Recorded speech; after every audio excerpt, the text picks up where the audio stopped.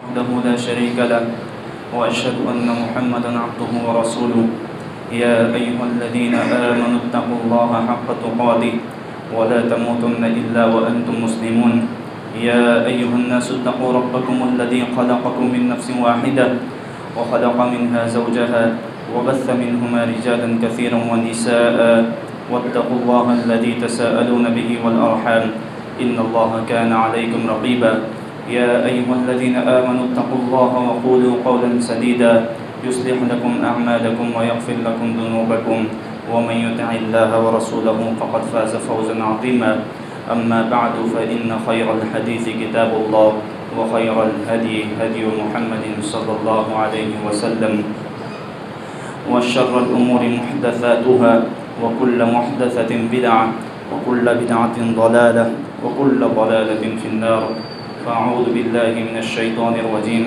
بسم الله الرحمن الرحيم ولا تخزني يوم يبعثون يوم لا ينفع مال ولا بنون إلا من أتى الله بقلب سليم. محترم حاضرین جمعہ، سب سے پہلے اللہ رب العالمین کی تعریف حمد و ثنا کہ تمام تعریفیں اسی کے لائق ہے، اسی کے لیے زیبا ہے. اللہ رب العالمین کی تعریف کے بعد تمام انبیاء کرام پر درود و سلام ہو عموماً اور خصوصاً ہمارے اور آپ کے آخری نبی جناب محمد رسول اللہ صلی اللہ علیہ وسلم پر ہو. اللہم صلی وسلم وبارک علیہ. آج کے خطبے کا عنوان ہے قلب سلیم جنت کا راستہ. قلب سلیم کہتے ہیں پاک صاف دل جس کے اندر کوئی کینہ نہ ہو، کوئی حسد نہ ہو، کوئی میل نہ ہو، کوئی نفرت کے جذبات جس دل کے اندر نہ ہو، ایسے دل کو کہا جاتا ہے قلب سلیم، پاک صاف دل. یہی عنوان ہے. تو یہ قلب سلیم جس کے اندر ہو وہ انسان جنت کے اندر جائے گا. جنت بھائی وہ جگہ ہے کہ جہاں پر ٹاپ کی نعمتیں اللہ رب العالمین نے اس کے اندر رکھی ہے. جنت کے اندر ایسی ایسی نعمتیں اللہ نے رکھی ہے کہ اس جیسی نعمتیں کائنات میں اور کہیں پر موجود نہیں. اور اس کے مقابلے میں اللہ نے جہنم کے اندر ایسی ایسی تکلیفیں، ایسی ایسی سزائیں رکھی ہے کہ اس جیسی تکلیفیں کائنات میں اور کہیں پر موجود نہیں ہے. اب جنت میں کون نہیں جانا چاہتا؟ شاید ہی کوئی انسان ہوگا جو بیوقوف جو منع کرے گا کہ میں جنت میں جانا نہیں چاہتا. لیکن مسئلہ یہ ہے کہ وہاں جانے کے لیے اس دنیا کے اندر ہم کو کچھ کرنا تو پڑے گا ہی. ظاہر سی بات ہے، سب سے پہلے ہم کو فرائض کی پابندی کرنی پڑے گی. اور فرائض کی پابندی کے بعد نبی کریم صلی اللہ علیہ وسلم نے بہت سارے جنت میں جانے کے آسان راستے بتائے ہیں. ان راستوں پر ہم کو چل کر جنت کو حاصل کرنے کی کوشش کرنی پڑے گی، کیونکہ بھائی جنت کو پانا اتنا آسان نہیں. اللہ کے نبی صلی اللہ علیہ وسلم ایک حدیث کے اندر فرماتے ہیں حفت الجنت بمکارہ، کہ جنت کو ناپسندیدہ چیزوں سے گھیر دیا گیا ہے. کوئی جنت کوئی پھولوں کی سیج نہیں ہے کہ بھائی آپ جائیں گے لوگ آپ کا استقبال کریں گے. نہیں، آپ کو تکلیفیں آئیں گی، مصیبتیں آئیں گی اور بھی بہت ساری دقتیں آئیں گی، کیونکہ اللہ کے نبی فرماتے ہیں کہ جنت کو ناپسندیدہ چیزوں سے گھیر دیا گیا ہے. ہمارا ایک مسئلہ یہ ہے کہ بھائی ایک بہت بڑی غلط فہمی میں مبتلا رہتے ہیں کہ ہم اہل الحدیث ہیں، ہم اہل توحید ہے، اور اسی تمنا میں ہم رہتے ہیں کہ بھائی جو کچھ کر لے توحید تو ہے نا، اللہ رب العالمین ہم کو جنت کے اندر داخل کر لے گا. بہت غلط سوچ ہے یہ، بہت غلط سوچ ہے. آپ کو پتہ ہے کہ ٹھیک ہے اللہ جنت میں ڈالے گا، لیکن حدیثوں کی کتابیں آپ دیکھیں گے تو ایسی بھی ساری حدیثیں ملتی کہ بہت سارے اہل توحید جہنم کی آگ میں جلیں گے، اس کے بعد اللہ ان کو نکالے گا. تو اس خوش فہمی میں نہیں رہنا ہے ہم کو کہ ہم اہل توحید ہے تو اللہ ہم کو ڈائریکٹ جنت میں ڈال دے گا. پتہ نہیں اللہ رب العالمین کا رحم و کرم کس کو آ جائے. تو اہل توحید ہے، اہل الحدیث ہے، ٹھیک ہے، لیکن ہم کو ہمارا عمل کرتے رہنا ہے. یہ خالی تمنا نہیں کرنا ہے. اگر تمنا اور آرزوؤں کی بدولت ہم کو جنت ملنی ہوتی تو ہم سے زیادہ تمنا اور آرزو تو اہل کتاب کرتے تھے. یہود و نصارہ کرتے تھے. یہودی کیا کہتے ہیں؟ نعوذ باللہ ہم اللہ کے بیٹے، ہم اللہ کے محبوب ہیں، اللہ ہم کو سزا نہیں دے گا. اگر سزا ہم کو دے گا بھی لن تمسنا النار الا ایاما معدودات، ہم گناہ کر لے، چوری کر لے، سود کھا لے، جو مرضی کر لے، پہلے تو اللہ رب العالمین ہم کو جہنم میں ڈالے گا نہیں، اور اگر ڈالے گا تو گنتی کے چند دن اللہ ہم کو جہنم میں ڈال کر کے نکال دے گا. تو تمنا کی بدولت پھر اللہ نے کیا کہا؟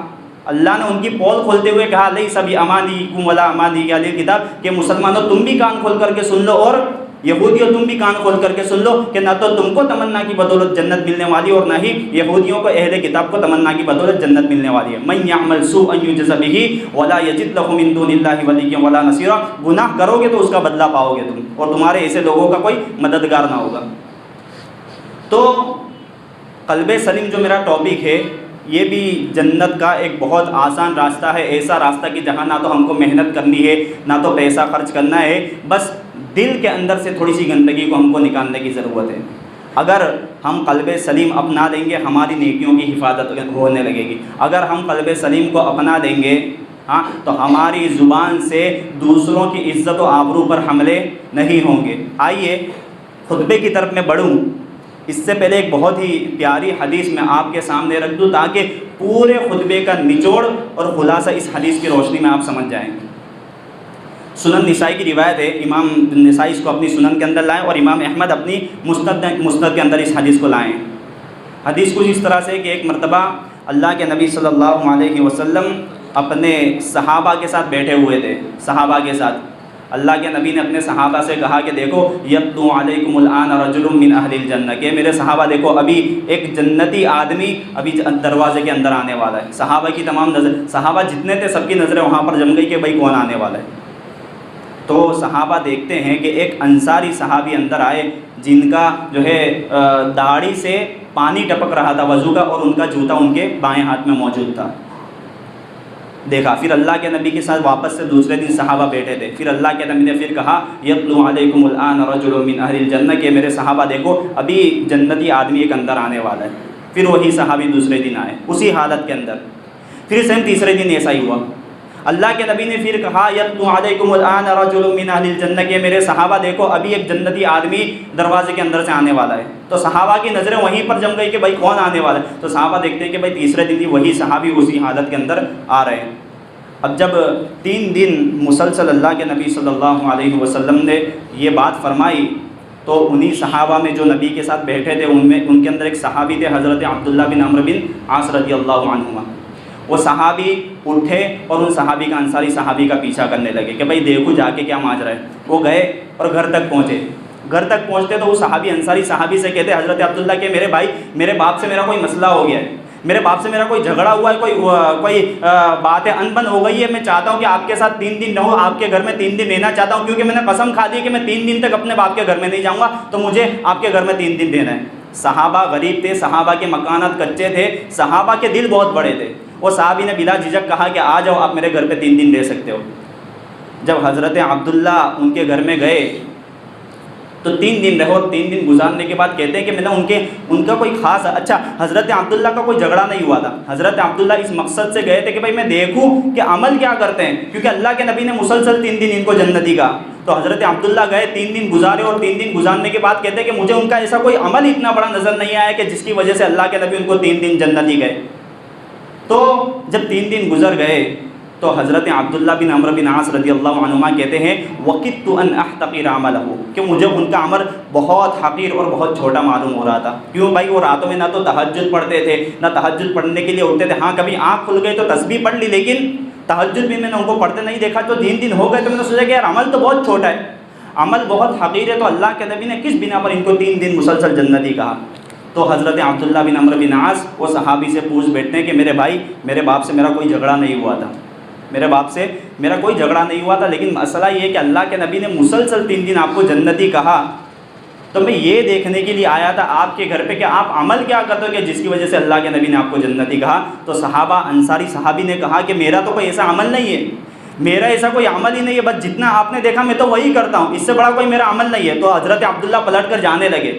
جب جانے لگے تو انصاری صحابی نے پھر بلا کر کہا کہ دیکھو میرا ایسا تو کوئی عمل نہیں ہے کوئی بہت بڑا، لیکن ایک چیز ہے میرے اندر. کہا کہ کیا؟ تو وہ صحابی کہتے ہیں لا اجد غشا لاحد من المسلمین، کہ میرے دل میں کسی مسلمان بھائی کے لیے دھوکہ دھڑی نہیں ہے، میرے دل میں کسی مسلمان بھائی کے لیے غلط جذبات نہیں ہے. ولا احسد علی خیر عطاہ اللہ ایاہ، اور اگر اللہ رب العالمین کسی مسلمان بھائی کو کوئی نعمت دے دے میں اس نعمت پہ حسد نہیں کرتا. تو یہ ایک چیز ہے میرے اندر دھوکہ نہیں، میرے اندر حسد نہیں. تو ہو سکتا ہے شاید اللہ کے نبی صلی اللہ علیہ وسلم نے اسی وجہ سے کہا ہو. تب جا کر کے حضرت عبداللہ بن عمرو بن عاص کہتے ہیں ہذہ التی بلغت بک، کہ یہی وہ چیز ہے جس نے آپ کو اس مقام تک پہنچایا، اس مرتبے تک پہنچایا. وہی التی لا نطیق، لیکن یاد رکھو کہ یہ چیز اتنی آسان نہیں ہے. یہ چیز اتنی آسان نہیں ہے بھائی، قلب سلیم کو اپنانا اتنا آسان نہیں ہے، ہر کسی کے بس کی بات نہیں ہے. تو اس حدیث کی بنا پر اللہ کے نبی نے قلب سلیم اپنانے والے صحابی کو جنتی کہا. دیکھیے ابھی خطبہ مستونہ میں ایک آیت میں نے پڑھی 19ویں پارے کی. اللہ رب العالمین نے کیا کہا؟ ابراہیم علیہ السلام دعا کرتے ہیں اللہ کی بارگاہ میں، کیا کہتے ہیں؟ وَلَا تُخْزِنِي يَوْمَ يُبْعَثُونَ يَوْمَ لَا يَنفَعُ مَالٌ وَلَا بَنُونَ إِلَّا مَنْ أَتَى اللَّهَ بِقَلْبٍ سَلِيمٍ. کہ اللہ حضرت ابراہیم دعا کر رہے ہیں کہ اللہ قیامت کے دن کی رسوائی سے مجھے بچا لینا، کہ جس دن نہ تو مال کام آئے گا نہ اولاد کام آئے گی. إِلَّا مَنْ أَتَى اللَّهَ بِقَلْبٍ سَلِيمٍ، مگر قیامت کے دن تو وہی چیز قیامت کے دن قلب سلیم کام آئے گا، کہ جو انسان قلب سلیم لے کر کے آئے گا وہی انسان کامیاب ہونے والا ہے. دیکھیے بھائی صحابہ کی زندگی کوئی ہائی فائی سوسائٹی نہیں تھی، ان کا معاشرہ، ان کا سماج، ان کا لائف سٹائل ہم جیسا نہیں تھا. آج ہم جس سٹیٹس کے ساتھ زندگی گزارے ان کا کوئی اتنا بڑا سٹیٹس نہیں تھا، لیکن انہوں نے وہ کارنامہ انجام دیا کہ دنیا میں ایسی مثال ہم کو ملتی نہیں ہے. آج اگر آپ ایک سماج کو چھوڑ کر دوسرے سماج میں اگر کسی گلی کے اندر بھی گھس جاتے ہو نا، سماج والے آپ کو گھور کر کے دیکھیں گے بھائی کون انسان ہے، کیوں یہاں پر آیا ہے. ایک ملک سے دوسرے ملک میں جاؤ گے نہ جانے کتنے پاپڑ بیلنے پڑتے تب جا کر کے آپ کو ویزا ملتا ہے، نہ جانے کیا کیا چیزیں ملتی ہے. لیکن صحابہ یہ وہ جماعت تھی کہ جب یہ لوگ ہجرت کر کے مدینہ گئے تو مدینہ والے انصاریوں نے ان کے لیے اپنے گھروں کے دروازے کھول دیے، اپنے دلوں کے دروازے کھول دیے. اور ایسا بھی ہوا کہ جنگیں بھی لڑی گئی اور اللہ کے نبی صلی اللہ علیہ وسلم نے مال غنیمت کا کتنا سارا حصہ ان مسلمانوں کو دیا جو ابھی نئے مسلمان ہوئے تھے، ان کو دے دیا. اور ان کو تھوڑا کم دیتے تھے اللہ کے نبی، کہ اس وجہ سے کہ ان کا جو دل جما رہے اسلام کے اوپر. لیکن انصاری صحابہ کو یہ چیز کوئی ناگوار نہیں گزرتی تھی، وہ اس چیز کو قبول کرتے تھے بھائی. اور اللہ رب العالمین نے ان کے اس کردار کو قرآن مجید کے اندر بیان کیا. وَالَّذِينَ تَبَوَّؤُوا الدَّارَ وَالْإِيمَانَ مِنْ قَبْلِهِمْ يُحِبُّونَ مَنْ هَاجَرَ إِلَيْهِمْ وَلَا يَجِدُونَ فِي صُدُورِهِمْ حَاجَةً مِّمَّا أُوتُوا وَيُؤْثِرُونَ عَلَىٰ أَنفُسِهِمْ وَلَوْ كَانَ بِهِمْ خَصَاصَةٌ. کہ جو لوگ پہلے سے مدینہ میں رہتے تھے وہ انصاری صحابہ، وہ لوگ انہوں نے ایمان کو اپنا گھر بنا لیا تھا. یحبون من ہاجر الیہم، جو مسلمان ہجرت کر کے ان کی طرف آئے تھے ان سے محبت کرتے تھے. ولا یجدون فی صدورہم حاجۃ، اور اگر ان کا کوئی حصہ لے کر کے مہاجر صحابہ کو دے بھی دیا جاتا تو اس کی وجہ سے یہ لوگ اپنے دلوں کے اندر تنگی محسوس نہیں کرتے تھے. ویؤثرون علی انفسہم، اور یہ لوگ اپنا حصہ بھی دوسروں کے اوپر قربان کر دیتے تھے.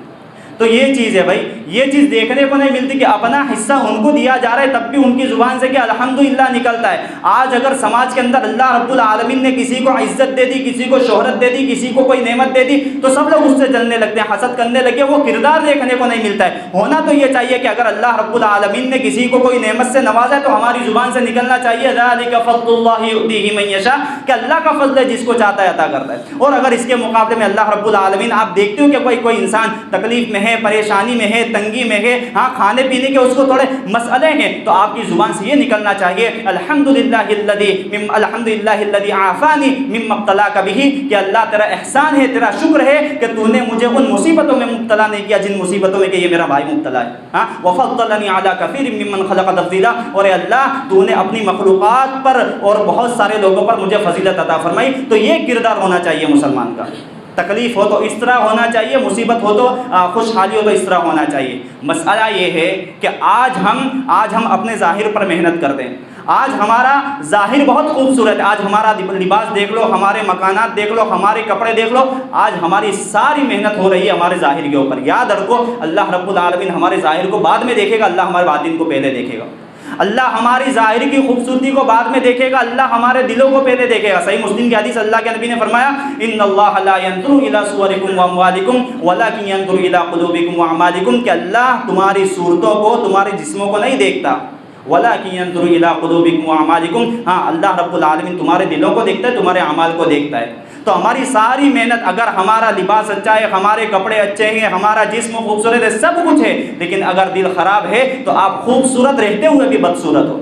آپ کا اگر لباس اچھا ہے لیکن دل خراب ہے تو آپ کا لباس صاف ستھرا رہتے ہوا بھی گندا ہے. آپ کا اگر کیریکٹر بہت اچھا ہے لیکن دل گندا ہے تو آپ کیریکٹر لیس آدمی کو سمجھ لو. کیوں؟ کیونکہ اللہ کے نبی صلی اللہ علیہ وسلم نے فرمایا الا وان فی الجسد مضغۃ، کہ تمہارے جسم کے اندر ایک حصہ ہے، ایک پارٹ ہے، اذا صلحت صلح الجسد كله واذا فسدت فسد الجسد كله، کہ اگر وہ حصہ صحیح رہے گا تو پورا بدن صحیح سالم رہے گا، اگر وہ حصہ خراب ہو جائے گا تو پورا بدن خراب ہو جائے گا. الا وهي القلب، لوگوں سن لو کہ وہ حصہ دل ہے، تو دل کو صاف کر لو، پورا بدن آپ کا صحیح سالم رہے گا. تو اس پر آج محنت کرنے کی ضرورت ہے، دلوں کو صاف کرنے کی ضرورت ہے.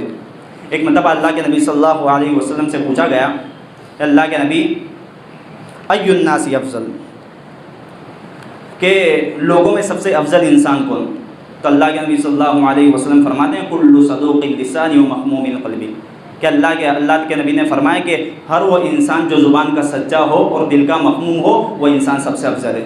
تو اللہ کے نبی سے پوچھا صحابہ نے کہ اللہ کے نبی زبان کا سچا، یہ بات تو سمجھ میں آ گئی، مخموم قلب اس کا کیا مطلب؟ تو اللہ کے نبی صلی اللہ علیہ وسلم نے فرمایا والتقی النقی الذی لا اثم فیہ، کہ دل کا مخموم مطلب وہ ہے کہ جس کا دل صاف ہو، جس کا دل پاک ہو، جس کے دل کے اندر کینہ نہ ہو، حسد نہ ہو، غلط جذبات نہ ہو، دھوکہ دڑی نہ ہو، نفرت نہ ہو، عداوت نہ ہو، بغض نہ ہو، یہ ساری چیزیں نہ ہو تو اس کا دل جو ہے مخموم قلب ایسے انسان کو کہتے ہیں، اور یہ لوگ سب سے افضل لوگ ہیں. بڑی پیاری بات کہی. اور آپ دیکھ لیجئے آج کہ آج انسان اپنے دکھ سے زیادہ دوسروں کے سکھ سے پریشان ہے. انسان اپنے دکھ سے زیادہ دوسروں کے سکھ سے پریشان ہے. آج انسان اپنی تکلیفوں سے، اپنی بیماریوں سے زیادہ دوسروں کی ترقیوں سے پریشان ہے. کیوں بھائی؟ ہونا تو کیا چاہیے؟ دیکھیں اللہ کے آج انسان کا معاملہ کیا ہو چکا ہے؟ آج انسان کا مزاج ہو چکا ہے کہ دوسروں کی زندگی کے اندر انٹرفیئر کرنا. دوسروں کی زندگی، بھائی کون کیا کھا رہا ہے، کون کیا پی رہا ہے، کون کہاں جا رہا ہے، دوسروں کی زندگی کی مصروفیات کیا ہے، انسان اس کی زندگی میں انٹرفیئر کرتا ہے. اور اللہ کے نبی نے اس چیز سے سختی سے منع فرمایا، سختی سے منع فرمایا. اللہ رب العالمین کے اللہ کے نبی نے کیا فرمایا؟ ولا تجسسوا، جاسوسی مت کرو، ولا یغتب بعضکم بعضا، غیبت مت کرو. اور اللہ کے نبی نے تو یہاں تک فرمایا کہ اگر کوئی انسان کہیں سے کوئی سامان خریدتا ہے، سودا طے کر لیا اتنی قیمت کے اوپر، اب اللہ کے نبی فرماتے کوئی دوسرا بھائی جا کر کے قیمت بڑھا کر کے اس سودے کو کینسل نہ کرے. کیوں؟ تاکہ اس کے دل کے اندر نفرت پیدا نہ ہو، اس کے دل کے اندر میل کچل نہ ہو. اللہ کے نبی کی اتنی پیاری تعلیم ہے. تو ضرورت ہے دلوں کو صاف کرنے کی. اگر ہمارا دل صاف رہے گا تو ہماری صحت بھی اچھی رہے گی.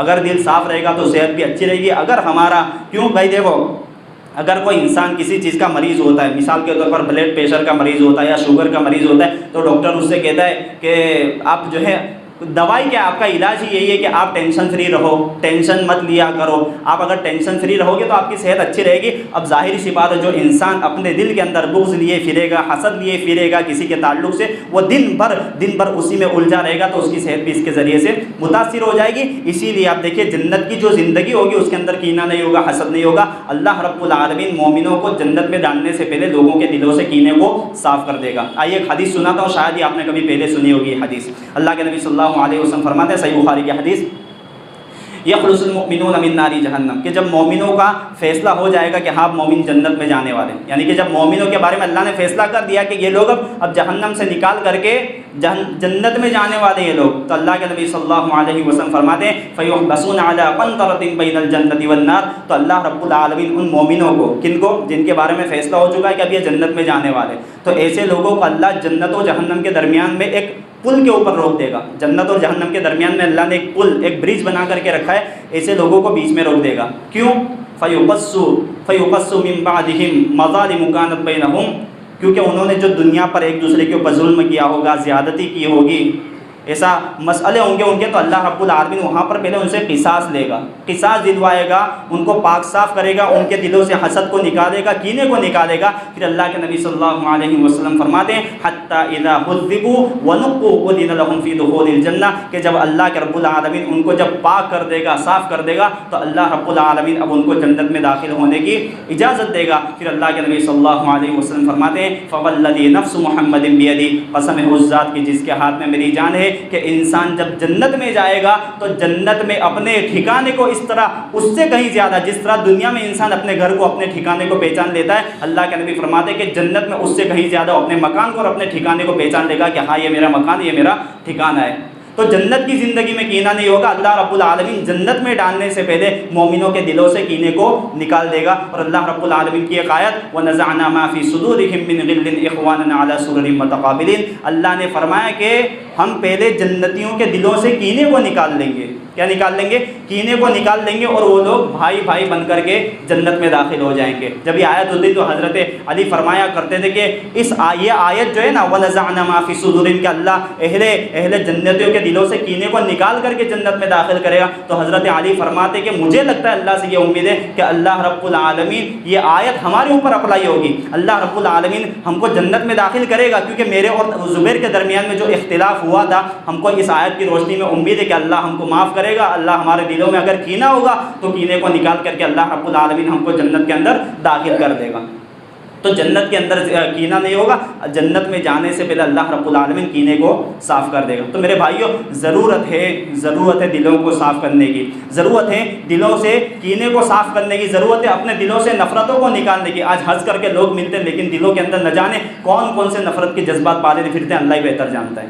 تو اللہ رب العالمین سے دعائیں مانگا کرو. اللہ کے نبی صلی اللہ علیہ وسلم دعائیں مانگا کرتے تھے, دعائیں مانگا کرتے تھے. اللہ کے نبی فرمایا کرتے اللہم انی اعوذ بک من علم لا ينفع ومن قلب لا يخشع ومن نفس لا تشبع ومن دعوت لا يستجاب لها کہ اللہ میں ایسے علم سے تیری پناہ چاہتا ہوں جو علم کے مجھے فائدہ نہ پہنچائے, ایسے دل سے تیری پناہ چاہتا ہوں جس دل کے اندر خوف نہ ہو, خشیت نہ ہو, جو دل تیرے سامنے جھکتا نہ ہو, ایسے دل سے تیری پناہ چاہتا ہوں. ومن نفس لا تشبع ایسے نفس سے, ایسے پیٹ سے تیری پناہ چاہتا ہوں جو نفس کبھی آسودہ حال نہ ہوتا ہو. ومن دعوت لا يستجاب لها اور اے اللہ ایسی دعا سے تیری پناہ چاہتا ہوں جو دعا کے قبول نہ ہوتی ہو. تو اللہ کے نبی ایسی دعائیں مانگا کرتے تھے اپنے دلوں کو پاک اور صاف کرنے کے لیے. اس طرح کی دعائیں بھی اللہ رب العالمین سے مانگا کرو. اللہ کے نبی فرماتے تھے اللہم اہدی قلبی وسدد لسانی واسلل سخیمۃ قلبی کہ اللہ تو میرے دل کو ہدایت دے دے, میری زبان کو درست کر دے اور جو ہے واسلل سخیمۃ قلبی اور میرے دل سے تو کینے کو نکال دے. تو اپنے دلوں کو پاک اور صاف کرنے کے لیے ضرورت ہے کہ اللہ رب العالمین سے اس طرح کی دعائیں بھی مانگنا ضروری ہے. آج انسان اپنے بارے میں گارنٹی نہ لے, کوئی انسان اپنے بارے میں گارنٹی نہ لے کہ بھائی میرے دل میں کوئی کینہ نہیں, میرے دل کے اندر کوئی حسد نہیں, میرے دل کے اندر کوئی نفرت کے جذبات نہیں, میں کسی سے حسد نہیں رکھتا, میں کسی سے بغض نہیں رکھتا, میں کسی سے عداوت نہیں رکھتا. بھائی دلوں کا مالک اللہ رب العالمین, القلوب بین اصبع الرحمن, اللہ دل لوگوں کے رحمان کی دو انگلیوں کے درمیان میں ہوتے اور اللہ جیسا چاہے اس کو پلٹتا رہتا ہے. تو کوئی انسان اپنے بارے میں گارنٹی نہ لے بلکہ اللہ رب العالمین سے دعائیں مانگا کرے. آج دیکھا جاتا ہے کہ بھائی جو انسان کہتا ہے کہ میرے دل میں کسی کے لیے نفرت کے جذبات نہیں, جب بھی مسئلے کھڑے ہوتے ہیں, مسائل اختلافات پیدا ہوتے ہیں, دیکھا جاتا ہے کہ سب سے پہلے انہی کی زبانیں دوسروں کے خلاف زہر گھولتی ہے, زہر اگلتی ہے سب سے پہلے انہی کی زبان. تو کوئی انسان اپنے بارے میں اس طرح کی گارنٹی نہ لیا کرے. آپ اپنے دلوں کو صاف کرنے کی کوشش کریں, خود کوشش کریں, رب العالمین سے دعائیں بھی مانگا کریں. کیوں؟ کیونکہ اگر آپ کا دل صاف نہیں رہے گا تو آپ کی زبان سے گالیاں بھی نکلے گی. اگر آپ کا دل صاف نہیں رہے گا تو آپ کی زبان سے جغل خوریاں بھی ہوگی. اگر آپ کا دل صاف نہیں رہے گا تو آپ کی زبان سے غیبتیں بھی ہوگی. اگر آپ کا دل صاف نہیں رہے گا تو آپ ہمیشہ دوسروں کے تعلق سے بدظن رہیں گے. تو ضرورت ہے دلوں کو صاف کرو. اگر آپ کا دل صاف رہے گا تو آپ اپنے بھائی کے تعلق سے حسن ظن رکھنے والے ہو جاؤ گے اور آپ اپنی بھائی کے لیے دعا کرنے والے ہو جاؤ گے. یہ نیکی تو آج کوئی سب لوگ بھول گئے. کس کو پتا کہ اپنے بھائی کی پیٹھ پیچھے نیکی دعا کرنے کا ثواب کیا؟ مشکل شاید ہی کسی کو پتا ہوگا کہ اپنے بھائی کے پیٹھ پیچھے دعا کرنا. آج کوئی اس نیکی کو نہیں جانتا, کوئی نہیں جانتا. اور اللہ کے نبی صلی اللہ علیہ وسلم فرماتے ہیں کہ اپنے دلوں کو صاف رکھا کرو. آپ حسن ظن جو ہے آپ کا ذہن پاک اور صاف ہو جائے گا اور آپ اپنے بھائیوں کے لیے اپنے لیے پیٹھ پیچھے دعا کرو گے. اور اللہ کے نبی صلی اللہ علیہ وسلم فرماتے ہیں اگر کوئی انسان اپنے بھائی کی پیٹھ پیچھے دعا کرتا ہے تو فرشتہ اس کی دعا پر آمین کہتا ہے اور کہتا ہے کہ وَلَكَ بِمِثْلٍ, تو جو اپنے بھائی کے لیے مانگ رہا ہے اللہ رب العالمین تجھے بھی عطا کرے. ہاں یہ بہت بڑی نیکی ہے, یہ ڈبل فائدہ دے. دونوں ہاتھوں میں جلیبیاں ہم کو مل رہی ہے. کیا مل رہی ہے؟ دونوں ہاتھوں میں مٹھائیاں مل رہی ہے. ایک تو ہوتا ہے کہ بھائی آپ کسی کے سامنے دعا کر دو کہ اللہ آپ کو صحت دے, اللہ آپ کو مال میں برکت دے, اللہ آپ کی بیماری کو اچھا کرے, یہ کوئی کمال کی بات نہیں. لیکن آپ کا بھائی آپ کی نظروں سے غائب ہے, آپ کی نظروں سے اوجھل ہے, آپ کے نظروں کے سامنے نہیں ہے اور اس کی پیٹھ پیچھے آپ دعا کرتے ہو کہ بھائی اللہ رب العالمین اس کی صحت کے بارے میں, اس کے خاندان والوں کے حق میں دعا کرتے ہو. تو یہ ڈبل فائدہ ہے. آپ دعا کرتے چلے جا رہے ہو اور فرشتہ آپ کی دعا پر آمین کہتا چلا جا رہا ہے اور یہ بھی کہتا چلا جا رہا ہے وَلَكَ بِمِثْلٍ, تو جو اپنے بھائی کے لیے مانگ رہا ہے اللہ رب العالمین تجھے بھی وہ ساری چیزیں عطا کرے. بہت بڑا فائدہ ہے. تو اللہ کے واسطے اپنے دلوں کو پاک صاف رکھو, پاک صاف رکھو, نفرت کے جذبات نکال دو. اب سب سے آخری چیز کہ بھائی دلوں کو صاف کیسے رکھا جائے.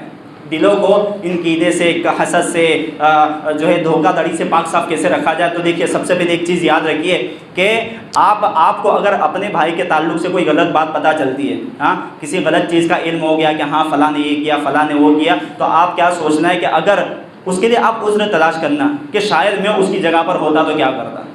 آپ کو اپنے بھائی کے تعلق سے کوئی غلط چیز پتہ چلے تو آپ اس کی جگہ پر اپنے آپ کو کھڑا رکھ کر کے سوچنا کہ اس کی جگہ میں ہوتا تو کیا کرتا۔ ہمارا مسئلہ کیا ہے کہ دوسروں کی غلطیوں پر وکیل بن جانا اور اپنی غلطیوں پر جج بن جانا، یہ ہمارا آج کا معاملہ ہو چکا ہے۔ تو اس طریقے سے مسئلے حل نہیں ہوں گے، اس طریقے سے دل صاف نہیں ہوں گے، بلکہ اپنے بھائیوں کے لیے عذر تلاش کرو۔ کوئی غلط بات آپ کو پتہ چلتی ہے، تو کوئی ایسا بہانہ اور ایسا عذر پیش کر دو جس سے کہ وہ پاک صاف ہو جائے، پاک دامن ہو جائے۔ امام سفیان ثوری بہت بڑے تابعی تھے، وہ کہا کرتے تھے اذا بلغ عن اخیک شیء فالتمس له عذرا، کہ جب تمہیں اپنے بھائی کے بارے میں کوئی غلط بات پتہ چلے کہ تو اس کے لیے عذر تلاش کرو، اور اگر عذر نہ ملے تو شاید کہہ دو کہ کوئی عذر ہوگا جو میرے علم کے اندر نہیں ہے۔ تو یہ بھی ہونا چاہیے کہ اپنے بھائیوں کی غلط باتوں پر عذر تلاش کرنا، یہ بھی دلوں کا صاف کرنے کا ایک بہت بڑا سبب ہے۔ دیکھیے اختلاف ہوتے ہیں، اختلاف ہوں گے، کوئی ایسا جوڑا نہیں ہے جو اختلاف سے خالی ہو۔ اللہ کے نبی صلی اللہ علیہ وسلم کے ساتھ ہوا ایسا، ہاں اللہ کے نبی اور حضرت عائشہ کے درمیان میں بھی ہوا تھا۔ اللہ کے نبی نے ایک بار کیا کہا حضرت عائشہ سے کہ عائشہ میں جانتا ہوں کہ تم کب مجھ سے راضی رہتی ہو اور میں جانتا ہوں کب تم مجھ سے ناراض ہوتی ہو۔ کہا اللہ کے نبی کیسے؟ تو اللہ کے نبی صلی اللہ علیہ وسلم نے فرمایا کہ عائشہ جب تم مجھ سے راضی رہتی ہو تو کہتی ہو ورب محمد صلی اللہ علیہ وسلم کے رب کی قسم، اور جب تم مجھ سے ناراض رہتی ہو تو کہتی ہو ورب ابراہیم کے رب کی قسم۔ تو عائشہ جب تم مجھ سے ناراض رہتی ہو تو میرا نام لے کر کے میرے رب کی قسم کھاتی ہو، اور جب تم مجھ سے ناراض رہتی ہو تو ابراہیم کا نام لے کر اس کے رب کی قسم کھاتی ہو۔ تو اب حضرت عائشہ کا آگے کا جملہ سنیے، حضرت عائشہ کیا کہتی ہے؟ دیکھیں اختلاف ہوتے تھے لیکن دل کتنے صاف ہوتے تھے صحابہ کے یا صحابیات کے۔ جب اللہ کے نبی نے یہ بات کہہ دی کہ میرا نام لیتی ہو مجھ سے راضی ہو تو، اور اگر ناراض ہوتی ہو تو ابراہیم کا نام لیتی ہو، تب جا کر کے حضرت عائشہ نے کہا کہ اللہ کے نبی ما احجر الا اسمک، ٹھیک ہے کہ میں ناراض ہوتی ہوں تو آپ کے ابراہیم علیہ السلام کا نام لیتی ہوں، لیکن اس کا مطلب یہ نہیں میں بظاہر آپ کا نام چھوڑ دیتی ہوں لیکن دل کے اندر تو آپ کا نام موجود رہتا ہے،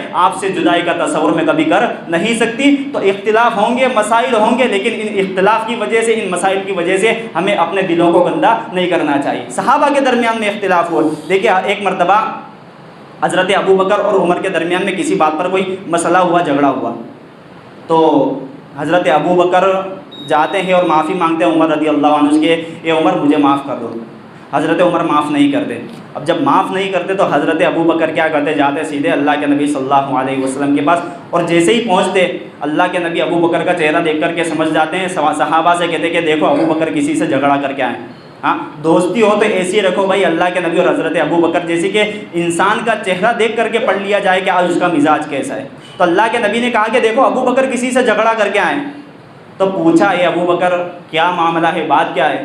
تو حضرت ابو بکر صدیق رضی اللہ عنہ نے کہا کہ اللہ کے نبی میرا حضرت عمر کے ساتھ کچھ مسئلہ ہو گیا ہے، کوئی بات چیت انبن ہو گئی ہے اور میں ان سے معافی مانگ رہا ہوں لیکن حضرت عمر مجھے معاف نہیں کر رہے۔ تو اللہ کے نبی صلی اللہ علیہ وسلم کہتے ہیں کہ جاؤ اللہ تمہیں معاف کرے۔ اللہ کے نبی نے کہا کہ جاؤ عمر، ابو بکر اللہ تم کو معاف کرے۔ اب اتنے میں دیکھیے تھوڑی دیر کے بعد حضرت عمر کو بھی افسوس ہونے، اختلاف ہوا لیکن فوراً حضرت عمر کا دل پگھل گیا۔ تھوڑی دیر پہلے کہتے کہ نہیں معاف نہیں کرنا، لیکن اب تھوڑی دیر کے بعد افسوس ہو رہا ہے کہ نہیں غلط ہوا تھا، مجھے معاف کر دینا چاہیے تھا، معافی مانگنے کے لیے آئے تھے۔ تو تب جا کر کے حضرت عمر جاتے ہیں اور جیسے ہی جا کر کے اللہ کے نبی صلی اللہ علیہ وسلم کی مجلس میں پہنچتے ہیں، اللہ کے نبی کا چہرہ غصے سے سرخ ہو جاتا ہے، لال ہو جاتا ہے۔